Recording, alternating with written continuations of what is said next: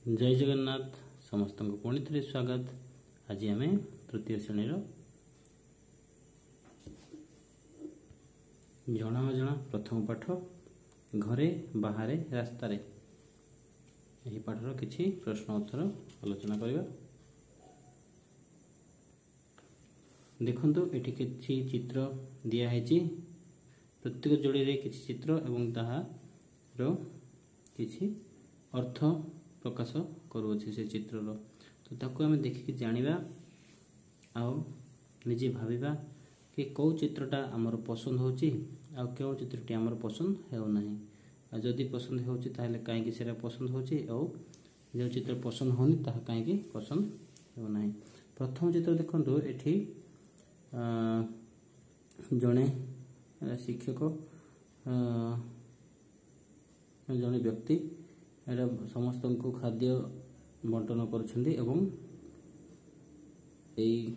पिला माने धाड़ी होई आसी खाद्य ग्रहण कर निज थाली कि द्वितीय चित्र देखिए एठी कहीं भी धाड़ी रे आसुना एवं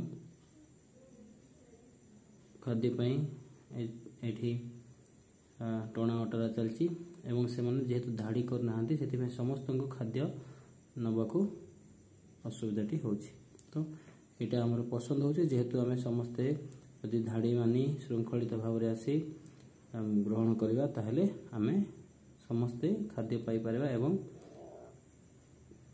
किसी असुविधा होबनी आम मानकु। किंतु द्वितीय जदि आम जदि धाड़ी रे आसीबा नाही ताहले जे हमको खाद्य बांटुचंती तांको देबारे असुविधा हबो आम आम भितरे मो प्रथमे पाइबी यही भावना नहीं आम भितरे अजथा गंडगोल सृष्टि हो से भाया ये चित्र देखु डाक्तर बाबू जनक रोगी मान चिकित्सा कर समस्ते धाड़ी हो जाकि निज निजर चिकित्सा कर।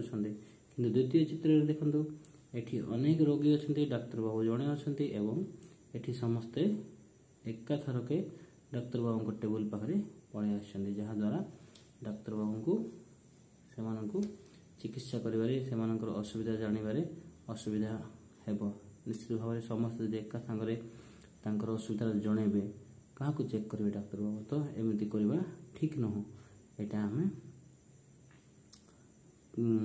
इंटू दबा यहाँ आमको ठीक लगुच ठीक देले यहाँ आमको भूल लगुच भूल देले ये कार्य आमको ठीक लगुच ठीक देले यहाँ आमको भल लगुनि आमको इंटू चौकी श्रृंखलित व्यवहार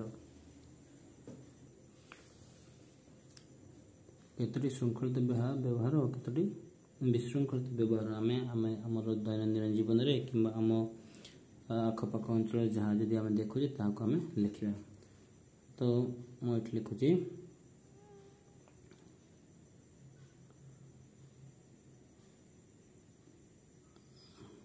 बस रे चढ़ेला समय रे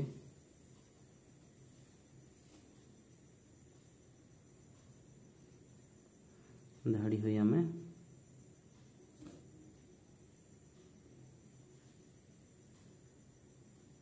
चढ़ा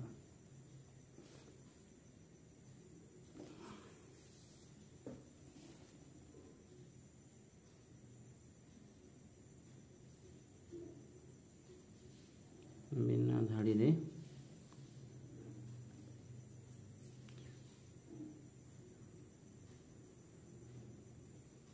ठेला पेला होई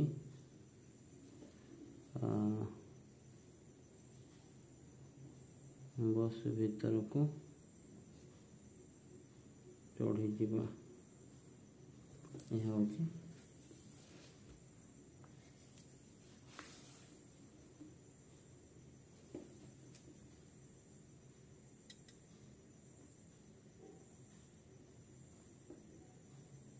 श्रेणीगृह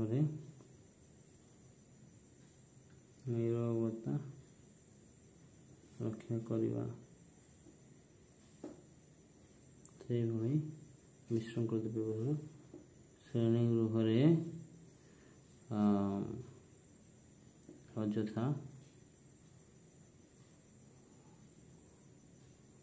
ହୋ ହଲ୍ଲା କରିବା ଏବଂ ପାଟିତୁଣ୍ଡ କରିବା ଏଭଳି କିଛି ଲେଖିଲେ ଆପଣଙ୍କୁ ଯଦି ଅନ୍ୟ ବି କିଛି ଯଦି ଆପଣଙ୍କ ଆଖି ସାମ୍ନାରେ ଆସୁଛି ତାହେଲେ ସେଇଟା ବି ଲେଖିପାରିବେ। ତାହେଲେ ଆମେ ଦେଖିବା ବର୍ତ୍ତମାନ ଏ ପ୍ରଶ୍ନଟି ତଳ କଥା ଗୁଡ଼ିକ ତୁମେ କେଉଁ କଥା ଗୁଡ଼ିକ ଭଲ ତଳ କଥା ଗୁଡ଼ିକରୁ ତୁମେ ଯେଉଁ କଥା ଗୁଡ଼ିକ ଭଲ ବୋଲି ଭାବୁଛ ସେଗୁଡ଼ିକ ପାଖ ବାକ୍ସରେ ଟିକ୍ ଚିହ୍ନ ଦିଅ। ପିତାମାତାଙ୍କ କଥା ମାନିବା ଏଇଟା ଠିକ୍ ନିଶ୍ଚିତ ଭାବରେ ଆମେ ପିତାମାତାଙ୍କର କଥା ମାନି ଚଳିବା ଉଚିତ, ସେଥିପାଇଁ ଏହାକୁ ଆମେ ଟିକ୍ କରିବା। ବହିପତ୍ର ଏଣେ ତେଣେ ଫୋପାଡ଼ିବା ଏଇଟା ଠିକ୍ କି ଏଇଟା ହେଉଛି ବହୁତ ଖରାପ ଅଭ୍ୟାସ, ତେଣୁ ଏହାକୁ ଆମେ ଛକି ଦେବା। ଘରେ ଭାଇ ଭଉଣୀ ସହ ମାଡ଼ପିଟ କରିବା ଏଇଟା ବି ଖରାପ ଅଭ୍ୟାସ। ଠିକ୍ ସମୟରେ ସ୍କୁଲକୁ ଯିବା ଏଇଟା ବହୁତ ଠିକ୍ ଅଭ୍ୟାସ, ଏହା ହେଉଛି ସମୟାନୁବର୍ତ୍ତିତା। ଯଦି ଆମେ ସମୟାନୁବର୍ତ୍ତିତାକୁ ଠିକ୍ ଭାବରେ ପାଳନ କରିବା, ସବୁ କାର୍ଯ୍ୟ ଠିକ୍ ସମୟରେ କରିବା, ତାହେଲେ ଆମେ ଆମ ଜୀବନରେ ବହୁତ ଆଗକୁ ଯାଇପାରିବା। ଭାଇ ଭଉଣୀଙ୍କୁ ସ୍ନେହ କରିବା ଏଇଟା ବହୁତ ସୁନ୍ଦର, ଆମ ପରସ୍ପର ଭିତରେ ସ୍ନେହ ରହିବା ଉଚିତ। ଘରକୁ ଆସୁଥିବା ଅତିଥିଙ୍କୁ ପ୍ରଣାମ କରିବା ଏଇଟା ବହୁତ ଜରୁରୀ, ଆମେ ନିଶ୍ଚିତ ଭାବରେ ଅତିଥିମାନଙ୍କୁ ପ୍ରଣାମ କରିବା ଉଚିତ, କାହିଁକିନା ଆମ ଭାରତୀୟ ସଂସ୍କୃତି ହେଉଛି ଅତିଥି ଦେବ ଭବ, ଅତିଥିମାନେ ହେଉଛନ୍ତି ଦେବତା ତୁଲ୍ୟ। ଶ୍ରେଣୀ ଗୃହରେ ଶିକ୍ଷକ ପଢ଼ାଉଥିବା ସମୟରେ ସାଙ୍ଗ ପିଲାଙ୍କ ସହ ମାଡ଼ଗୋଳ କରିବା ଏଇଟା ଠିକ୍ କି ବହୁତ ଭୁଲ, ଏଇଟା ହେଉଛି କେବେ ମଧ୍ୟ ଆମେ ମାଡ଼ଗୋଳ କରିବା ନାହିଁ। ସ୍ୱାଧୀନତା ଦିବସରେ ବଣ୍ଟା ହେଉଥିବା ମିଠେଇକୁ ଧାଡ଼ି ବାନ୍ଧି ଛିଡ଼ା ହୋଇ ନେବା ଏହା ଠିକ୍। ଶ୍ରେଣୀ ବାହାରେ ସମସ୍ତ ଛାତ୍ରଛାତ୍ରୀଙ୍କର ଚପଲକୁ ଧାଡ଼ିରେ ସଜାଡ଼ିବା ଏହା ମଧ୍ୟ ଠିକ୍।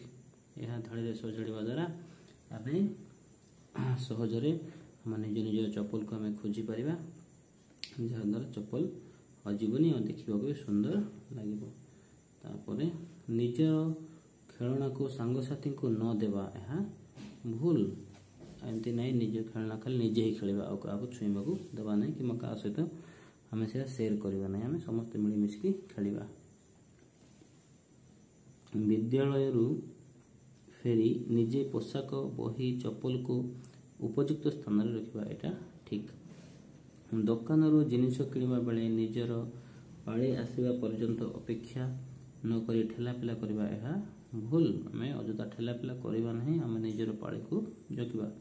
ଶୋଭାଯାତ୍ରାରେ ଗଲାବେଳେ ଶୃଙ୍ଖଳାର ସହ ଧାଡ଼ି ବାନ୍ଧି ଯିବା ଏହା ଠିକ୍। ଯଦି ଧାଡ଼ି ବାନ୍ଧିବା ନାହିଁ ତାହେଲେ ବହୁତ ଅସୁବିଧା ହେବ, ଗାଡ଼ି ମଟର ଇତ୍ୟାଦି ଆସୁଥିବ ତ ଆକ୍ସିଡେଣ୍ଟ ହେବାର ସମ୍ଭାବନା ମଧ୍ୟ ଅଛି, ସେଥିପାଇଁ ଧାଡ଼ି ବାନ୍ଧି ଯିବା। ଶ୍ରେଣୀରେ ଶିକ୍ଷକ ପଢ଼ାଉଥିବା ବେଳେ ଗପ କରିବା ଏଇଟା ଭୁଲ, ଯଦି ଆମେ ଏଭଳି କରିବା ତାହେଲେ ଶିକ୍ଷକଙ୍କ ପ୍ରତି ଏହା ଅବମାନନା ହେବ ଏବଂ ଆମକୁ କିଛି ବୁଝିବ ନାହିଁ, ପାଠ ବି ମନେ ରହିବ ନାହିଁ। ଭୋଜିରେ ଠେଲାପେଲା କରି ଖାଇବାକୁ ଚେଷ୍ଟା କରିବା ନାହିଁ, ଠିକ୍। ଆମେ ଶୃଙ୍ଖଳାର ସହିତ ଧାଡ଼ିରେ ଯାଇ ଖାଇବା। ଖାଇସାରି ଆଗେ ନ ଉଠି ସମସ୍ତଙ୍କ ସାଙ୍ଗରେ ଉଠିବା ଏଇଟା ଠିକ୍। ହାତ ଧୋଇଲା ବେଳେ ଜଣ ଜଣ କରି ହାତ ଧୋଇବା ଏଇଟା ବି ସମ୍ପୂର୍ଣ୍ଣ ଭାବେ ଠିକ୍।